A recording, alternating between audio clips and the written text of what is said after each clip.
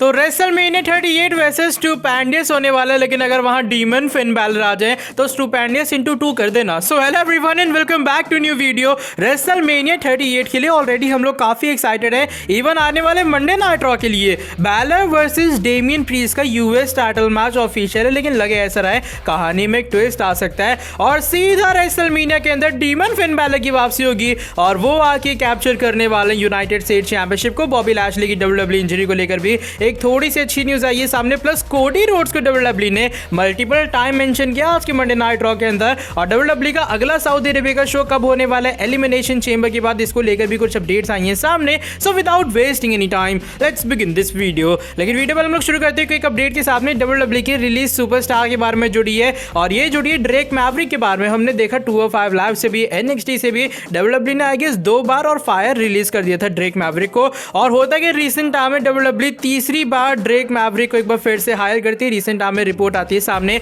और बताया जा रहा है आज से कुछ हफ्ते पहले से जो ड्रेक मैवरिक है वो डब्ल्यूडब्ल्यूई के अंदर एक बार फिर से वापस आ चुके हैं, लेकिन अब जो उनका रोल होने वाला है वो डब्ल्यूडब्ल्यूई के अंदर बदल चुका है। अब वो as a wrestler, as a competitor नहीं बल्कि as a back stage producer काम करेंगे और ये वो रीजन है डब्ल्यूडब्ल्यूई ने उन्हें एक बार फिर से रिहायर कर लिया है। आई मीन डब्ल्यूडब्ल्यूई की ड्रामेबाजी कभी कभी मुझे समझ आती नहीं है कि उन्हें लगता क्या है, रिलीज किया रिहायर किया, रिलीज किया फिर रिहायर किया। सामो जो वाले सीन में भी यही, पहले रिलीज किया फिर रिहायर किया और फिर से रिलीज कर दिया। लेकिन होप ये करूंगा ड्रेक मैवरिक को इस बार सक्सेस मिले डब्ल्यूडब्ल्यूई के अंदर। आई मीन चलो एज ए कॉम्पिटिटर नहीं लेकिन as a back producer hope करता हूं डब्ल्यूडब्ल्यूई के साथ एक लंबे टाइम तक काम कर पाए। आज की जो हमारी नेक्स्ट अपडेट है वो इस बार हमारे ऑलमाइटी फॉर्मर डब्ल्यूडब्ल्यूई चैंपियन, हमारे घर जैसे लौंडियाबाज बॉबी लैशली के बारे में जुड़ी है। अब बॉबी लैशली रियल इंजरी के कारण एलिमिनेशन चेंबर 2022 के अंदर कंपीट नहीं कर पाए, उन्हें ऑलरेडी शोल्डर इंजरी का सफर करना पड़ रहा था और अब रेसलमेनिया 38 आने वाला और माना ऐसा जा रहा है कि शोज ऑफ द शोज के अंदर भी बॉबी लैशली का मैच नहीं होने वाला। लेकिन रिसेंट टाइम में एक रिपोर्ट आई सामने, बताया जा रहा है फाइनली जो हमारे बॉबी लैशली हैं वो अलबामा पहुंच चुके हैं। अलबामा के अंदर ब्रिंगम एक नाम की जगह है, वहां पे डब्ल्यूडब्ल्यूई के जो डॉक्टर्स वगैरह या फिर जो हॉस्पिटल्स वगैरह वहां पर ज्यादा हैं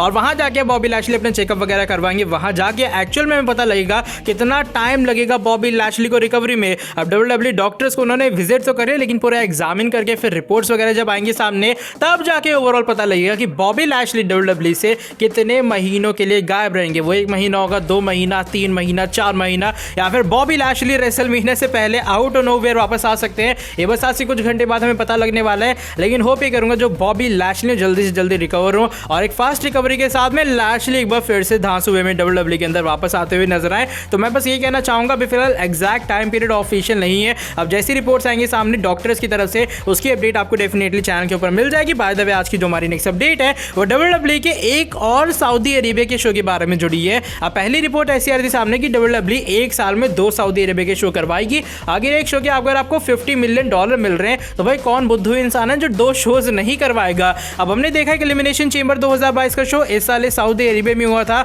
और हाइप ऐसी बनी थी, पता नहीं शो के ऊपर क्या बवाल हो जाएगा। लेकिन शो उतना ज्यादा हाइप के अकॉर्डिंग अच्छा जा नहीं पाया। मैं डब्ल्यूडब्ल्यूई चैंपियनशिप मैच को निकाल दूं, काफी मैचेस छोटे डब्ल्यूडब्ल्यूई ने रखे थे और रोमन वर्सेस गोल्डबर्ग का जो मैच है वो भी इतना ज्यादा खास नहीं जा पाया और डब्ल्यूडब्ल्यूई ज्यादा कुछ शॉकर भी यहां पर पुल आउट नहीं कर पाई। लेकिन फाइनली इसको लेकर एक रिपोर्ट आती है सामने और पीडब्ल्यू इनसाइडर ये बात रिपोर्ट करता है कि डब्ल्यूडब्ल्यूई अभी फिलहाल प्लान कर रही है अपना दूसरा सऊदी अरेबिया का शो इस साल के आखिरी में और बताया जा रहा है ये होगा अक्टूबर या फिर नवंबर के मिड में। और यहां नोट करने वाली बात यह है कि रिपोर्ट्स के अकॉर्डिंग सितंबर के अंदर डब्ल्यूडब्ल्यूई ब्रिटिश यानी यूनाइटेड किंगडम के अंदर जाके अपना एक पीपीवी करने के बारे में सोच रही है और यूके का जो पीपीवी है ड्रू मैकिंटायर का सबसे ज्यादा पसंदीदा पीपीवी है, डब्ल्यूडब्ल्यूई वहां उसे करती है। तो देखना ही होगा back to back WWE international अपने शोज कर पाती है, यूनाइटेड किंगडम के अंदर करना, फिर सऊदी अरेबिया के अंदर जाना, तब यूएसए में वापस आना। तो क्या डब्ल्यूडब्ल्यूई सारी चीजें कर पाएगी या फिर नहीं, जरूर चीजें देखने लायक रहेंगी। लेकिन इसको लेकर आपका क्या ओपिनियन है जब डब्ल्यूडब्ल्यूई एक बार फिर से अपना शो करवा सकती है इस साल सऊदी अरेबिया का?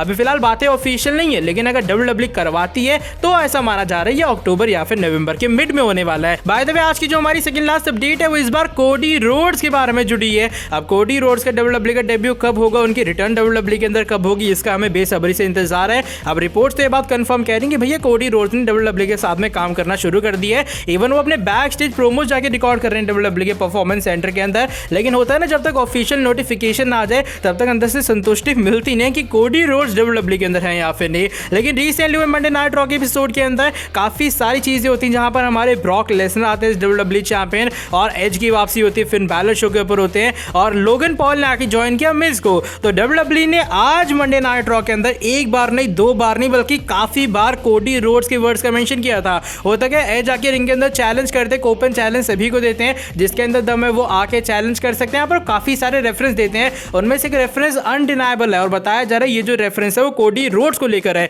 इवन ट्विटर अकाउंट के थ्रू डब्ल्यूडब्ल्यूई कोडी रोड्स का मेंशन करती है। यहाँ आप कैप्शन देख पा रहे हो, लिखा है देयर इज नो स्मोक और mirror about it, as to make more WrestleMania magic this year. और जिन लोगों को याद होगा जब कोडी रोड्स डब्ल्यूडब्ल्यूई के अंदर थे, उनके स्टारडस्ट वाले गिमिंग से पहले स्मोक और मिरर्स उनके थीम सॉन्ग का नेम है। और डब्ल्यूडब्ल्यूई पूरे तरीके से सेम हूबहू वही वर्ड मेंशन करती है जब एज लगातार अपना ओपन चैलेंज देते हैं। अब open challenge of course Cody Rhodes के लिए भी हो सकता है शायद WWE AJ Styles versus Edge की जगह कोडी रोड्स वर्सेस एज का मैच प्लान करती हुई नजर आए, लेकिन उन्होंने यहाँ पर फिनोमिनल वर्ड भी मेंशन किया। लेकिन साथ ही में कोडी रोड्स का एक बार फिर से मेंशन होता है अपने मिज वाले सेगमेंट के अंदर, जहां मिज, मिस्टीरियोस और लोगन पॉल होते हैं। अपने पार्टनर को इंट्रोड्यूस करने से पहले मिज यहाँ पर कुछ वर्ड्स का यूज करते हैं, फाइटिंग फैमिली और डैशिंग वर्ड का। जो डैशिंग वर्ड है वो उनकी AEW पर्सनालिटी से बिलोंग करता है। ज्यादातर AEW के अंदर उनकी जो पर्सनालिटी है उसे डैशिंग वर्ड से ही रेफरेंस दिया जाता है। और फाइटिंग फैमिली तो यहाँ पर सिमिलर वर्ड है, क्योंकि हम जानते हैं कोडी रोड्स उनके भाई यानी कि डब्ल्यूडब्ल्यूई के जो स्टारडस्ट, गोल्डस्ट, ये दोनों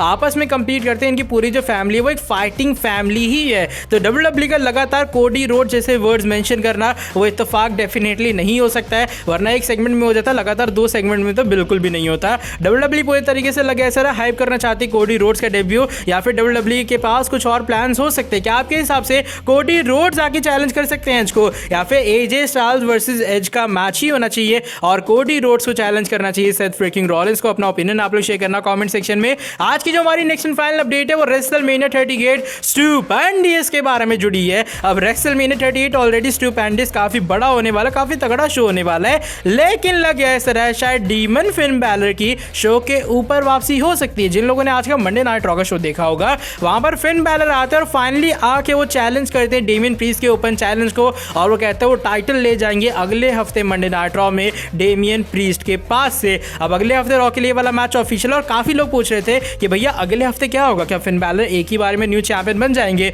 तो देखो ऐसा बिल्कुल भी नहीं होने वाला है। पहले रिपोर्ट आ रही थी सामने कि फिन बैलर वर्सेस जो डेमियन प्रीस्ट का मैच है डब्ल्यूडब्ल्यूई वो रेसलमेनिया 38 के लिए प्लान कर रही है, और मेरे हिसाब से डब्ल्यूडब्ल्यूई आने वाले मंडे नाइट रॉ से इनका जो फ्यूड है वो स्ट्रेच करने वाली है। आपको याद होगा डेमियन प्रीस्ट ने एक बार नहीं, दो बार नहीं, बल्कि काफी बार मेंशन की है उनके अंदर भी डुअल पर्सनालिटी है, सेम वैसे जैसे फिन बैलर में एक प्रिंस हो गया, एक डीमन हो गया। और हमने देखा है डेमियन प्रीस्ट के मैचेस के अंदर ज्यादातर होता है कि जब वो सामने वाले अपोनेंट को हरा नहीं पाते या फिर जो सामने वाला है वो ज्यादा चतुराई करते हैं, तो डेमियन प्रीस्ट को गुस्सा आ जाता है और उनका जो रियल रूप है वो बाहर आ जाता है। वो काफी गुस्से वाला रूप है और वो लगातार सामने वाले के ऊपर अटैक करते हैं, जिससे जो मैच है डिस्क्वालिफिकेशन में चला जाता है। और फिन बैलर अपना डीमन रूप बाहर कब निकालते हैं? जब वो भी फ्रस्ट्रेट हो जाते हैं और सामने वाले को हरा नहीं पाते। ओवरऑल ऐसी स्पेकुलेशन आ रही है सामने की मे बी हो सकता है आने वाले मंडे नाइट रॉ के अंदर जो डेमियन प्रीस्ट है वो गुस्से में लगातार फिन बैलर को मारेंगे और इस मैच का कोई भी रिजल्ट नहीं निकलने वाला है। और यहाँ पर डेमियन प्रीस्ट मेरे हिसाब से एक तरह का हील कैरेक्टर प्ले करने वाले हैं थोड़ा बहुत रेसलमेनिया की पूरी स्टोरी लाइन के अंदर,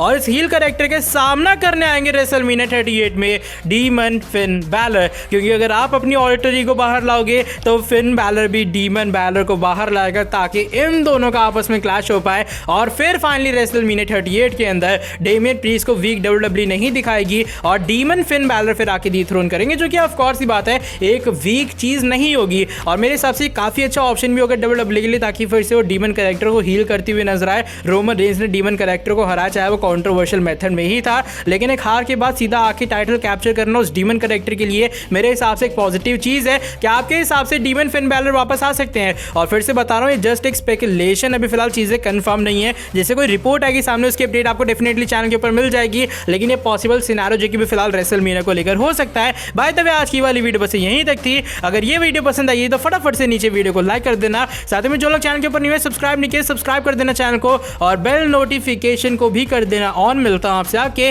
नेक्स्ट वीडियो के अंदर बहुत ही ज्यादा जल्दी। Till then bye bye, take care.